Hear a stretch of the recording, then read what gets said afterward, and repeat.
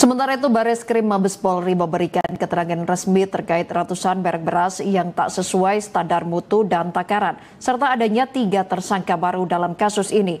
Dan untuk mengetahui update lengkap ungkap kasus beras tidak sesuai dengan mutu yang dilakukan oleh Satgas Pangan Polri, kita terhubung langsung dengan reporter Garuda TV Apriansyah. Apriansyah, silakan dengan laporan Anda.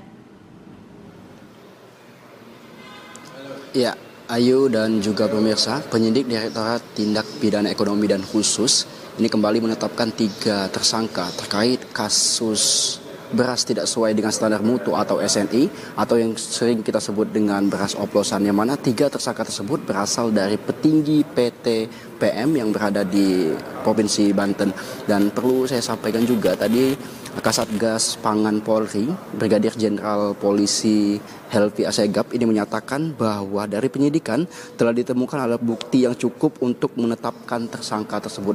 Adapun barang-barang bukti diantaranya ada 4 merek beras, diantaranya yaitu beras bermerek Sania, Fortune, Sophia, dan Sip. Selain itu juga dari Satgas Pangan Polri juga menyita barang bukti lainnya seperti dokumen dan sertifikat legal lainnya. Dan perlu saya sampaikan juga, Ayu dan juga pemirsa, dari penyitaan tersebut ada sebanyak 13.740 karung dan juga 58,9 ton beras patah beras dan juga kemasan 2,5 dan juga 5 kg. Dan tidak hanya itu, Ayu dan juga pemirsa, tentunya dari pihak kepolisian yang bekerjasama dengan pihak Kementerian Perdagangan, Kementerian Pertanian ini akan terus melakukan penyidikan terhadap PT dan juga toko-toko lainnya, karena menurut informasi yang kami dapat tidak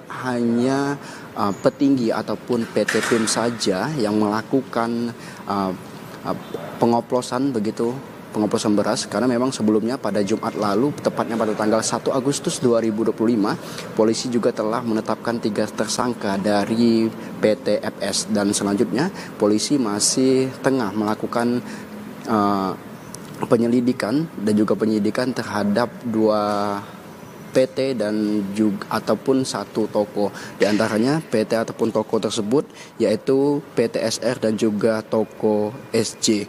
Dan tidak hanya itu, Ayu, dari ketiga tersangka tersebut tadi juga disampaikan dari pihak kepolisian, yaitu berinisial AI sebagai kepala pabrik PT PM, S sebagai Direktur Presiden PT PIM, dan juga DO sebagai Kepala Quality PT PM. Tentunya dari pihak kepolisian ini akan terus melakukan penyidikan, karena dari pihak kepolisian juga telah ada badan pangan dari pihak kepolisian. Dan pihak kepolisian juga berharap agar 3 tersangka yang telah ditetapkan ini untuk terus kooperatif untuk melakukan pemeriksaan lebih lanjut, karena dari 3 tersangka tersebut belum ditahan, namun nantinya ke depan dari pihak kepolisian akan melakukan pemanggilan terhadap ketiga tersangka tersebut. Dan jika kita ulas kembali, 3 tersangka sebelumnya yaitu dari PT FS hari ini tengah melakukan pemeriksaan lebih lanjut dari pihak kepolisian, tepatnya pada pukul 10